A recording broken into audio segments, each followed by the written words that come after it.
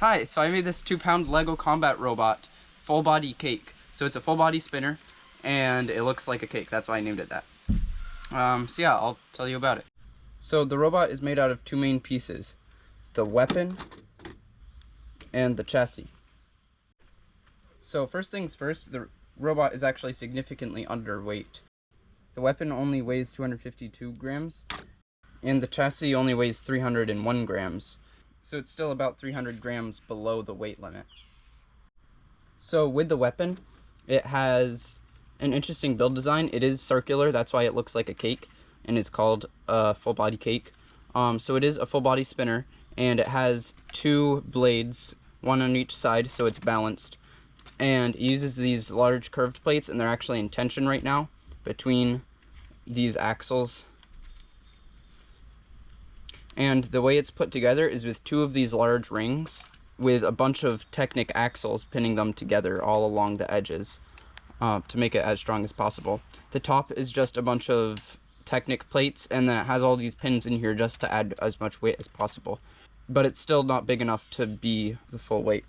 It connects the chassis through this tube here, which has the main weapon axle go through it, which goes straight through the buoys motor right here. This is the chassis. And as you can see, it has three motors in the buoys hub. So buoys hub has a Mindstorms drive motor, and a buoys motor for the weapon, which is geared 1-to-1 with this axle going straight through the center. And for the drive, it uses these Lego motors, which are about 200 RPM, and then they're geared at a 2-to-27 gear ratio. So these wheels, since they're small, they spin a lot faster. And it uses 4 wheels, 2 on each side, with tank drive. When the chassis is inside of the weapon, the clearance is actually really tight. The closest part of the chassis to hitting the weapon is actually this plug right here for one of the Mindstorms motors that sweeps around the edge. So to measure the RPM, I coded something on the Mindstorms hub that counts the number of times that it switches between white and a different color, and then it does some math to figure out the RPM of the system. So if I spin this, you can see it'll start showing you a number. So if that was actually spinning in a circle, it'd be about 48 RPM. But yeah, so I can put it on here, and then I can hold this here and turn on the weapon motor and then see the RPM.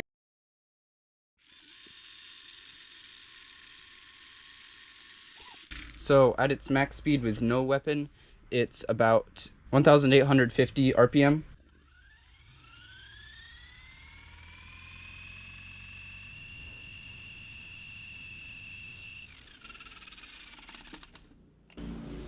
But with the weapon, it spins at about 1,300 RPM at its max. Some of the problems with this include that this can crack open after you hit a object, kind of like that.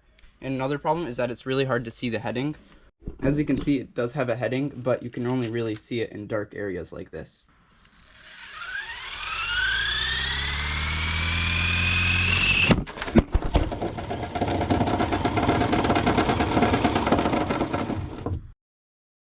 That was very much so on purpose, but it hit the stand for the camera, and as you can see, it kind of busted this entire thing. Another problem with the build is that it puts a lot of stress on these pieces for the blades, so they kind of broke when they hit the tripod. Another fatal flaw with this bot is that it cannot self-right at all. You put it upside down, and then it's just going to spin the inside. It can't get back up at all. And yeah, so that's about the entire build. As you can see, it cracked open, which is a very fatal flaw for a combat robot. So I won't ever be competing with this. I'll be scrapping it, but maybe I'll try with a different version. I don't know. We'll see. But thanks for watching this far, and I'll see you next time. Bye.